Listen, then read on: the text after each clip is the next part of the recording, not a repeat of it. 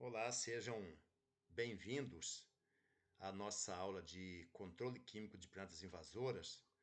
Hoje nós vamos conversar sobre método de controle de plantas invasoras. Os métodos de controle devem levar em conta as condições locais para uso de mão de obra, ou seja, temos que avaliar o que há disponível, os equipamentos necessários.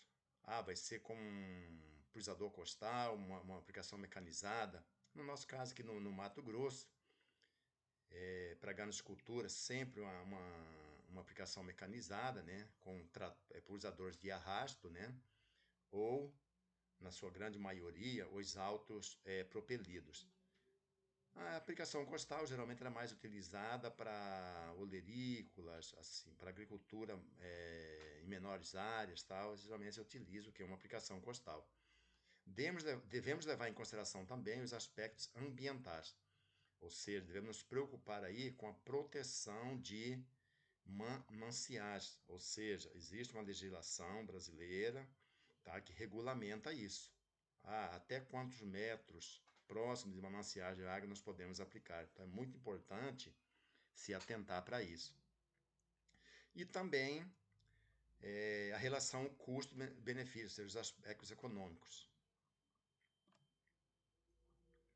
Então, os métodos de prevenção da interferência, tá? Nós temos que fazer o quê? Uma prevenção da infestação, erradicação ou controle. Tá?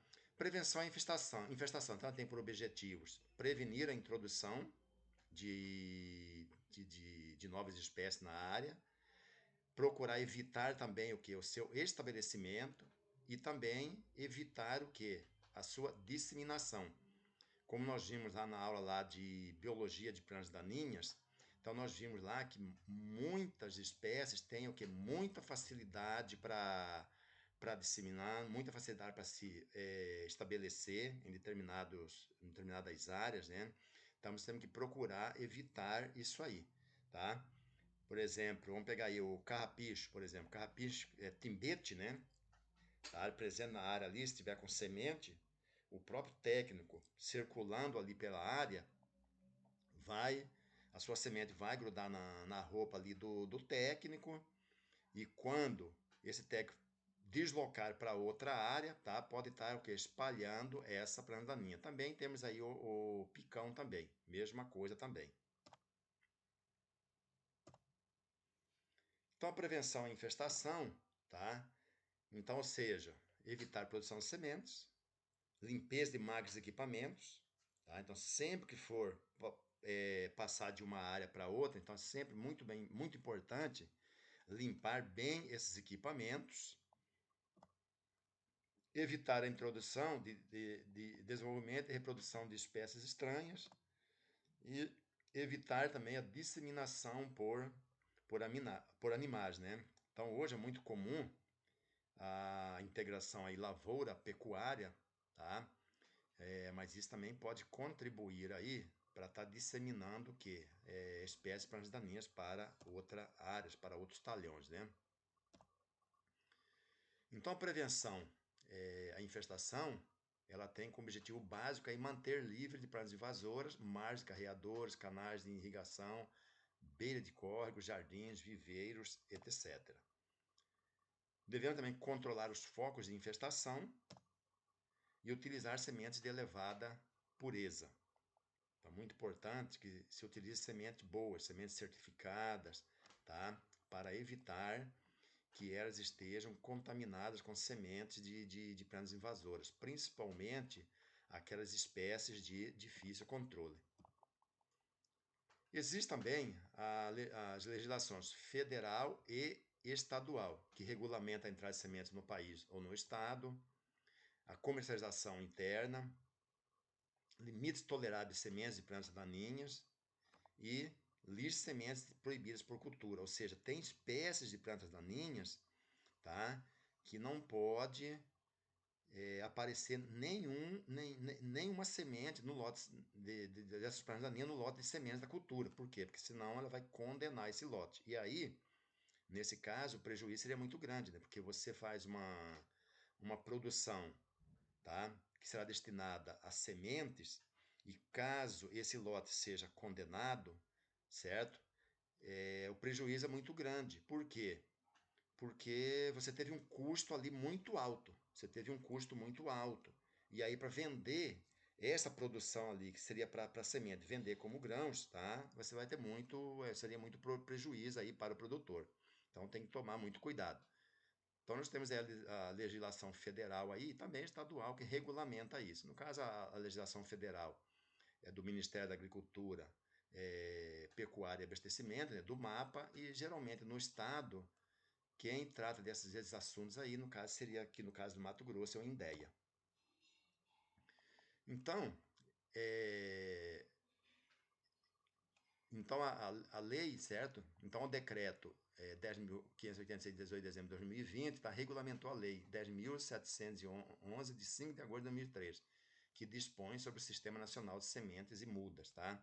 Então é muito importante, tal, que depois vocês deem uma olhada nessa legislação aí, tá? Então, semente nociva proibida. Semente de espécie que, por ser de difícil erradicação no campo ou de remoção no beneficiamento, é preciso a cultura ou o seu produto, e cuja presença não é permitida junto às sementes do lote, de acordo com o mapa. Ou seja, uma semente desse grupo aqui já condena o que? O seu lote lá de semente. Semente nociva tolerada, tá? Então ela vai ter lá até um determinado número, geralmente é uma semente por amostragem, tá? Então a semente nociva tolerada, a semente de espécie que, por ser de difícil erradicação no campo ou de remoção no beneficiamento, é preciso a cultura ou seu produto e cuja presença junto às sementes do lote é permitida dentro de limites máximos, de acordo com as normas e os padrões estabelecidos pelo MAPA. E nós temos o que? As sementes silvestres. Semente de espécie silvestre é conhecida como invasora e cuja presença junto às sementes do lote é limitada, de acordo com as normas e os padrões do MAPA, certo? A instrução normativa do MAPA, número 45 de 2013, tá? Que estabelece esse padrão de sementes por cultura. Então, para cada cultura tem um padrão, tá? Para algodão é um padrão, para milho é um padrão, para soja é outro padrão, tá? E essa instrução normativa está disponível aqui nesse link, tá? Caso alguém tenha interesse, aí é só entrar lá, baixar e dar uma consultada. Erradicação, tá? Então nós falamos lá sobre a questão da prevenção da infestação, né? E agora sobre a erradicação. Então, eliminação da planta daninha da área e todos os seus meios de propagação, sementes, tubérculos, bulbos e rizomas. Ou seja, essa espécie, então se você conseguiu fazer uma erradicação, essa espécie ela só voltaria a ocorrer se fosse novamente introduzida na área, né? Tá? Prática, é uma prática difícil e cara. Geralmente é possível apenas em pequenas áreas, por exemplo, hortas, estufas, né? Certo? Em substratos certo? Então nós temos aqui, por exemplo, exemplo aqui é a tiririca, né? Uma espécie problemática como a tiririca, certo? Então, ou seja, a erradicação ela é muito difícil. Em áreas grandes, vamos pegar aqui no caso o estado do Mato Grosso, né? Áreas muito extensas, né? Então é praticamente impossível o quê? Muito difícil, né? Você conseguir erradicar o que? Uma espécie. Então a gente faz é o quê? Mantê-la sob controle, né? Já o controle é o processo que consiste o quê? Em limitar a infestação das plantas daninhas em um nível suficiente para evitar seus danos, né? Então, o objetivo do controle: econômicos, estéticos, isso aqui é muito comum em jardins, né? Tá? Ambientais, saúde pública, segurança em rodovias e áreas sujeitas a incêndios. Então, os métodos de controle. Então, ele pode ser preventivo, cultural, mecânico, físico, biológico ou químico. Então, químico é o método mais utilizado atualmente. Controle preventivo. Então, esse controle preventivo ele consiste o quê? Na prevenção da introdução da planta daninha em um meio, tá? A nível local, então depende o quê? De boas práticas agrícolas e utilização correta o quê? Dos recursos disponíveis. A nível regional, nós temos a legislação para regular a movimentação de sementes e mudas, né?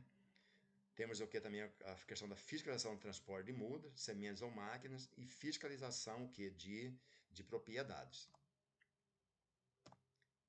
Então, o controle mecânico seria, quais seriam esses métodos? Tá? Então, seria o arranque manual, né? Capina manual, roçada ou cultivo mecanizado. Tá? Arranque manual. Muitos conhecidos geralmente muito como monda, né? Então, muito isso aqui é um processo, é um método, né? Um método de controle muito comum em hortaliças, né? Geralmente que em áreas que são áreas menores, né? Tá? Capina manual. Às vezes pode acontecer até em grandes culturas, né? Tá? Por exemplo, é a cultura do algodão. Como ela não tem muita opção de herbicidas, tá? Para o controle pós-emergente tardio na cultura. Então, quando nós temos problemas aí com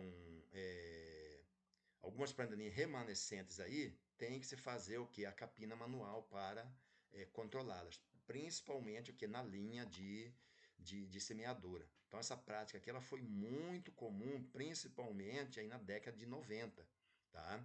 Que foi o boom aí da cultura do algodão no cerrado, né? E não se tinha o que? Muita opção de herbicida para a cultura. Então, uma prática que foi muito, um método de controle que foi muito utilizado. Tá? Roçada, muito comum às vezes em pastagem, às vezes até uma roçada mecanizada, né? E pode ser também o que? Um cultivo mecanizado, tá? Então, arranque manual ou monda é o método mais antigo de controle de plantas daninhas. Isso aí, antigamente, né? Geralmente as culturas se destinavam mais o que? Para agricultura familiar, mais para subsistência, né?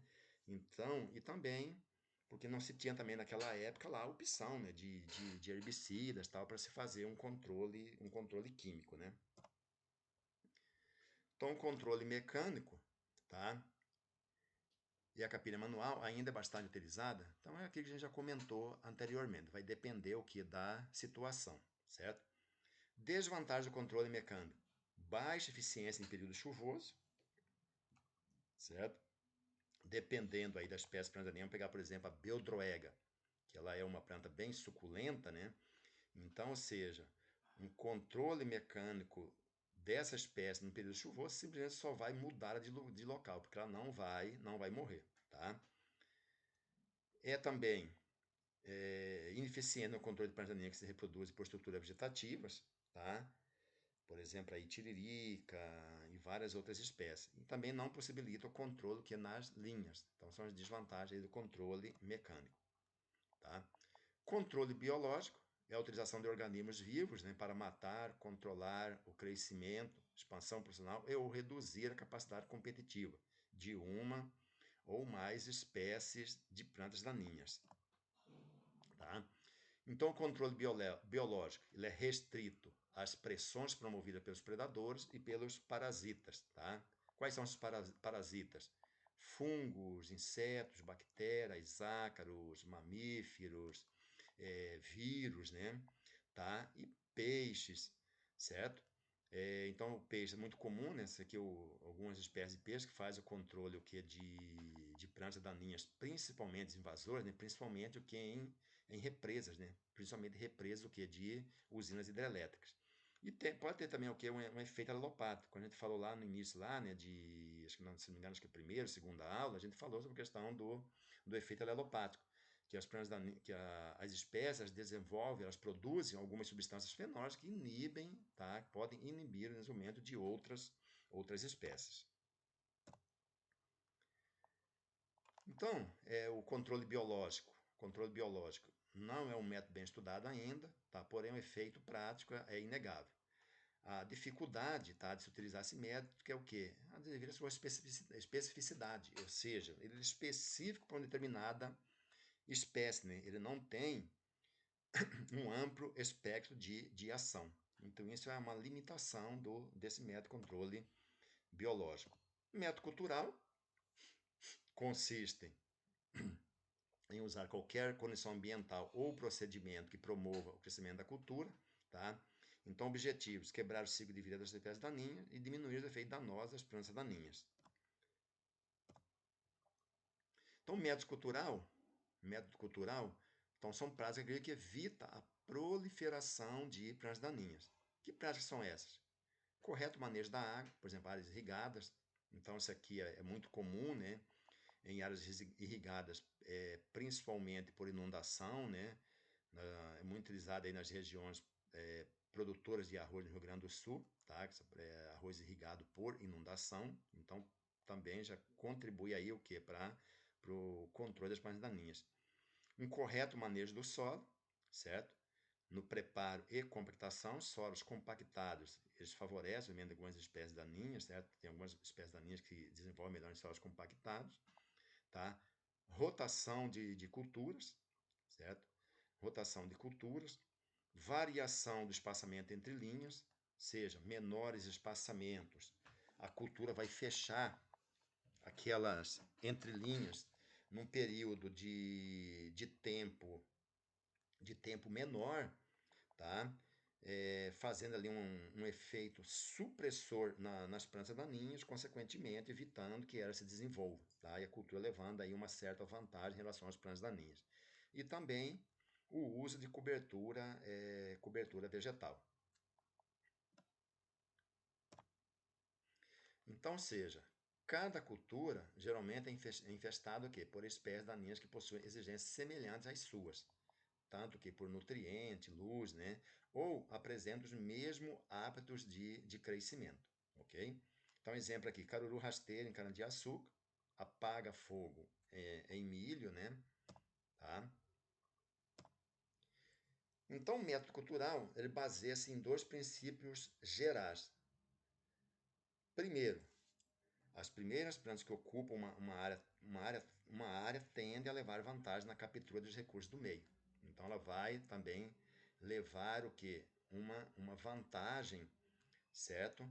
Em relação às outras espécies que vêm depois, né? A espécie que está mais bem adaptada ao ambiente torna-se-á dominante no fim. Isso por quê? Porque se ela está mais adaptada, ela vai ter um desenvolvimento mais rápido, certo? Mais rápido, vai fechar aquele espaço ali mais rapidamente, ou seja, então tornar-se-á o que? Dominante, então levando a vantagem em relação a outra espécie.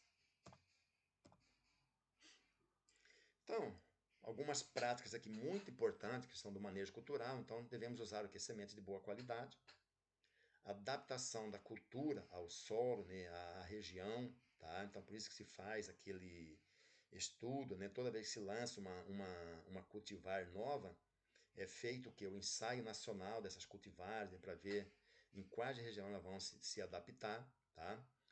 Adubação no suco de plantio, certo? Se você faz uma adubação a lanço, você vai estar também dando uma condição melhor aí para as plantas se desenvolverem, né? Tá? A gente já comentou cultivar adaptada, né?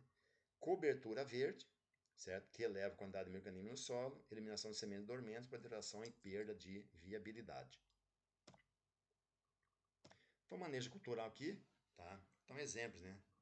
Época, espaçamento, densidade, profundidade de plantio. Então, época, fazer a semeadura da cultura na época recomendada, tá? Porque ela tem um bom desenvolvimento. Espaçamento, isso aqui quanto menor, a gente comentou anteriormente, mas quanto menor o espaçamento, mais rápido ela vai fechar essa entrelinha, exercendo um efeito supressor sobre as plantas daninhas, né? Então levando uma vantagem, né? na relação da competição. Densidade, quanto maior a densidade também, a densidade tem tudo a ver com espaçamento, né? Quanto maior a densidade também, maior o fechamento das entrelinhas. E profundidade de plantio, tá? Ou seja, que a semeadura não seja uma profundidade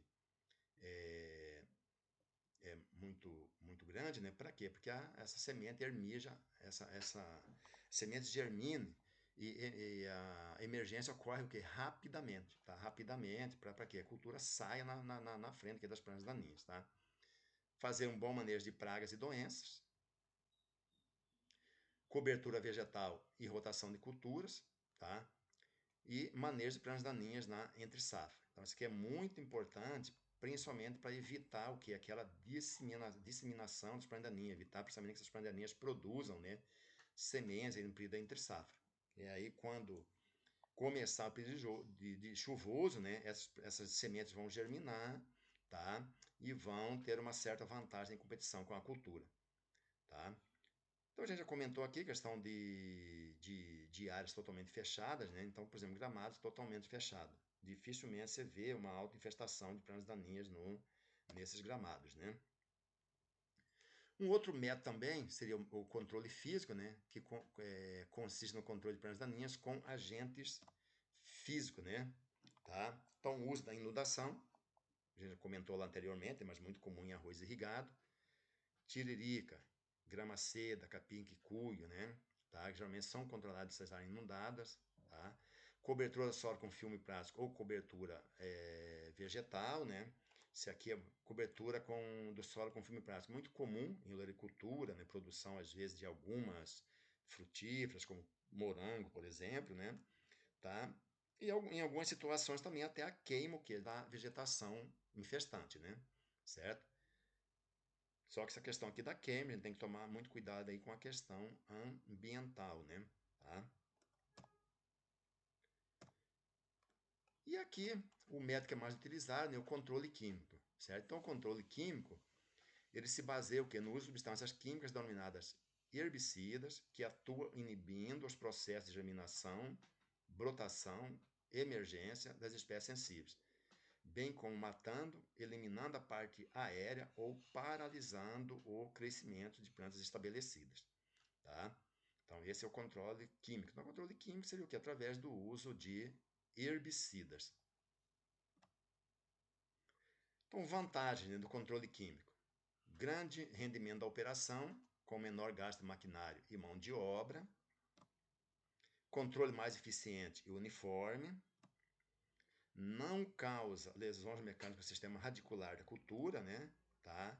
E dependendo da situação, né, isso que depende da cultura, de opções de herbicida no mercado, né, pode ter o quê? Uma boa economicidade.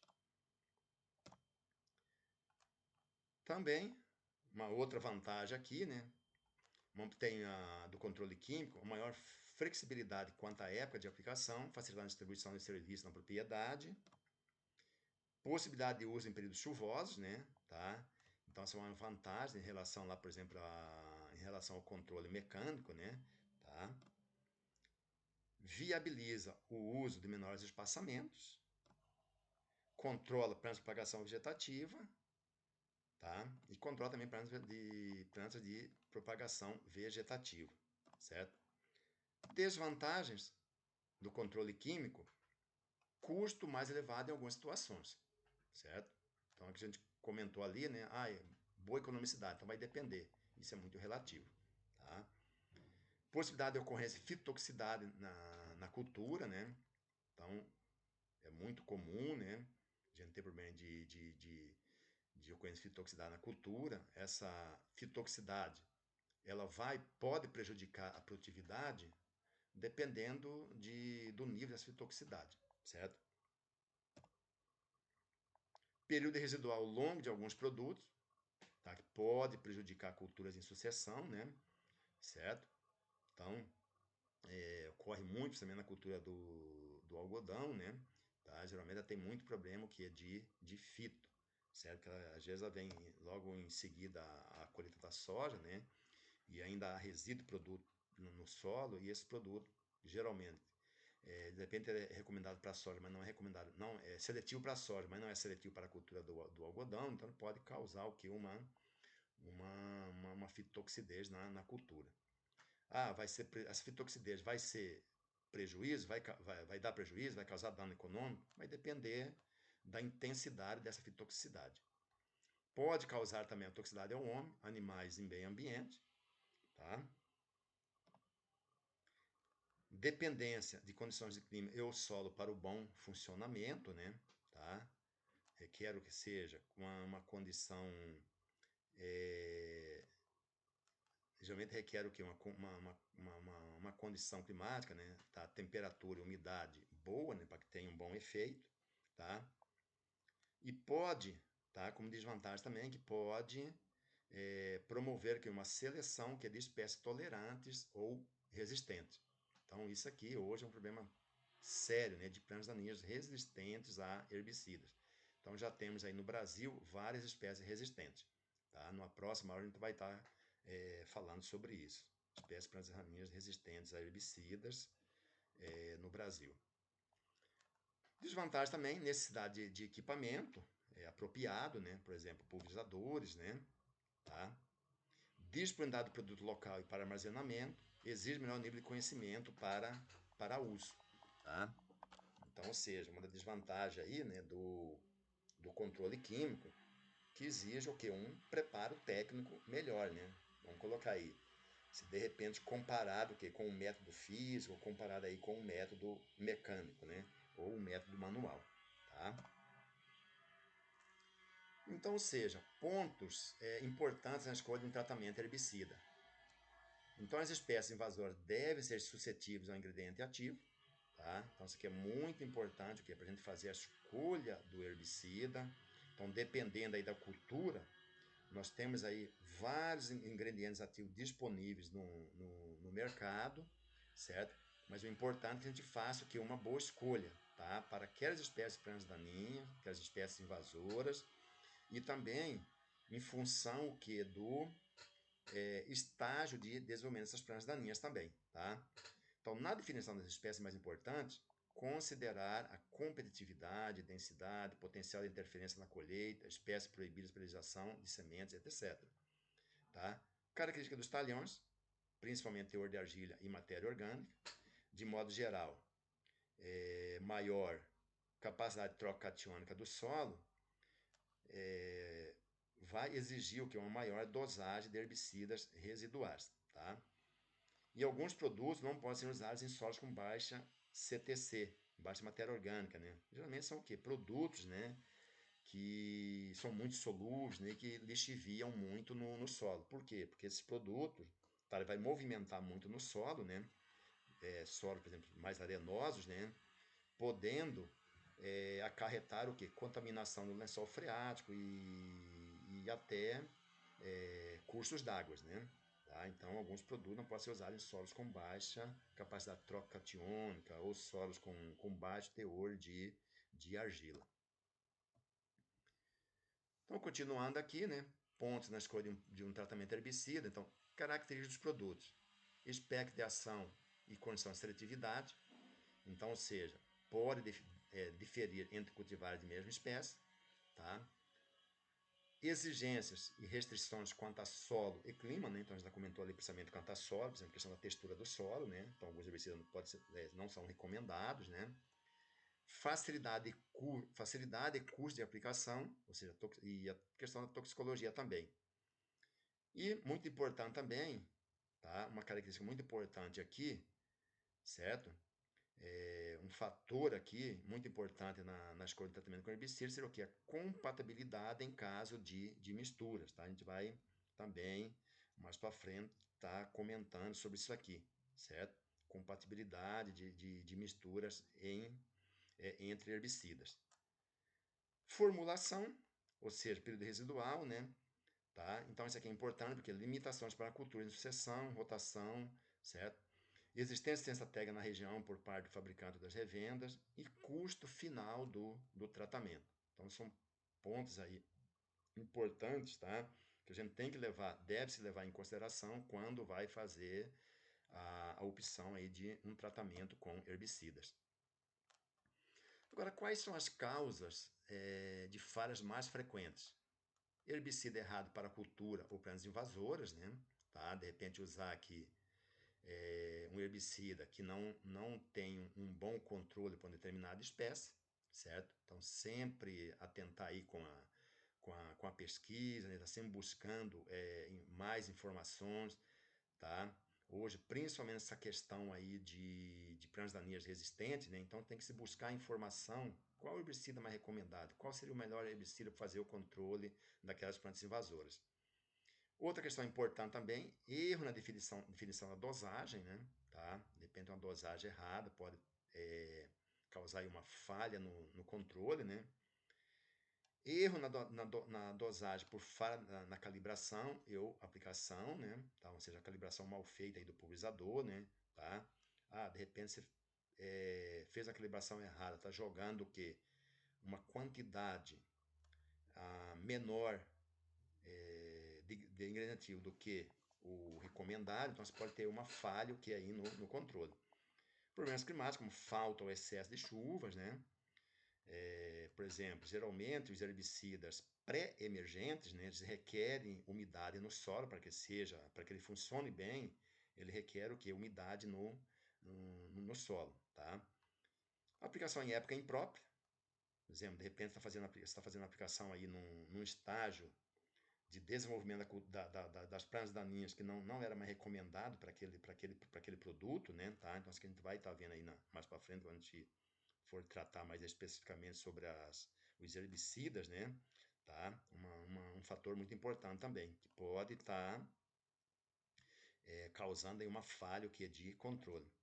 Problemas na cultura, como baixo stand, baixo controle cultural, semeadura rasa, fitoxicidade, crescimento reduzido, baixo controle cultural, etc. Então, continuando, né? Então, mais algumas falhas, né? Que podem também afetar no nível de controle. Então, por exemplo, antagonismo, tá? Então, antagonismo.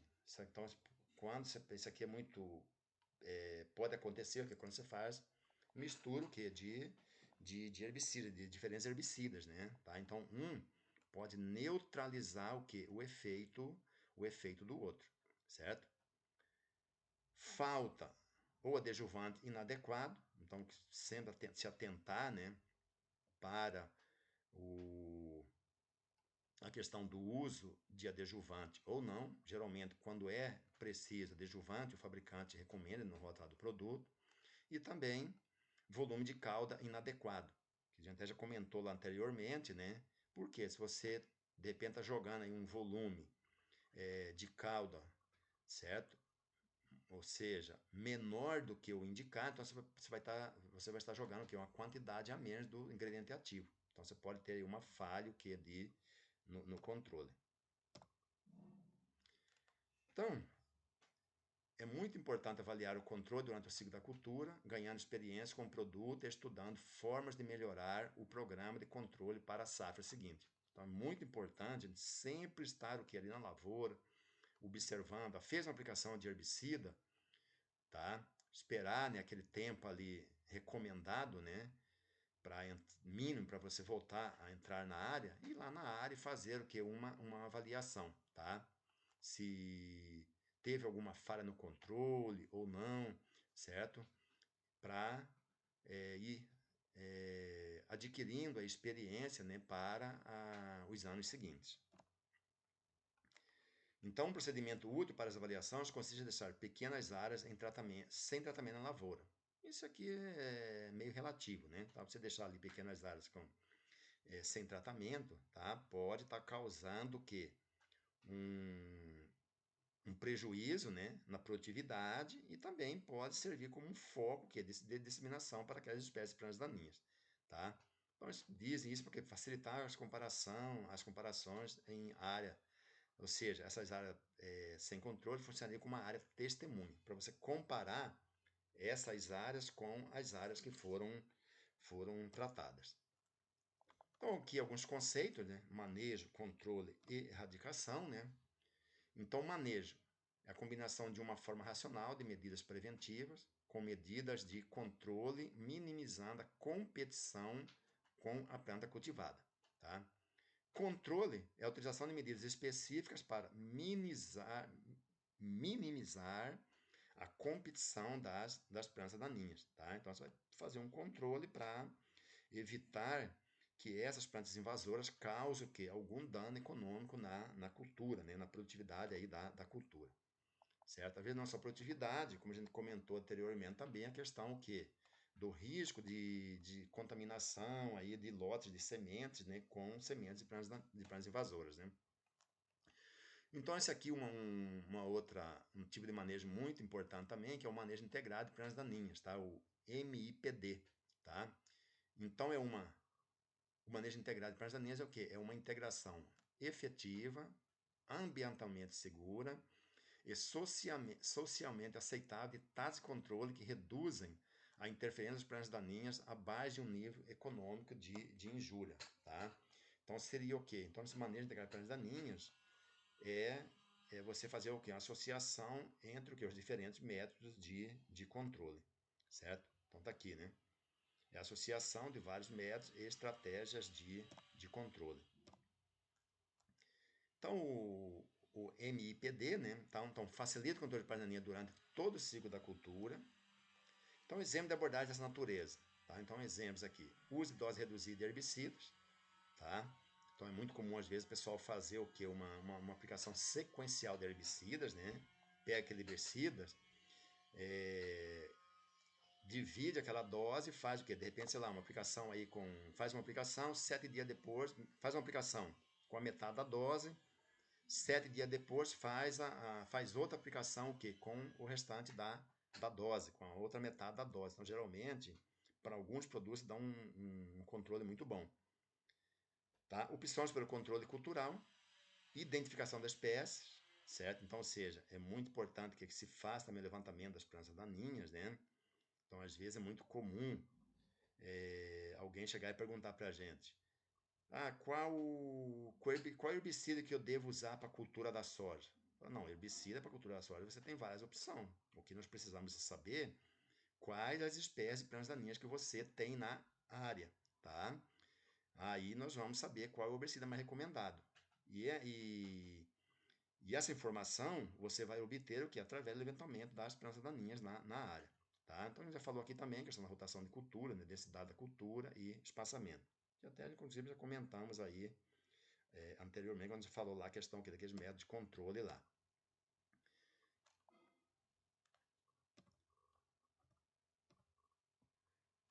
Então, ou seja, um exemplo aqui de um manejo integrado de plantas daninhas. Então, controle da tiririca, você pega os rotundos, né? Tá?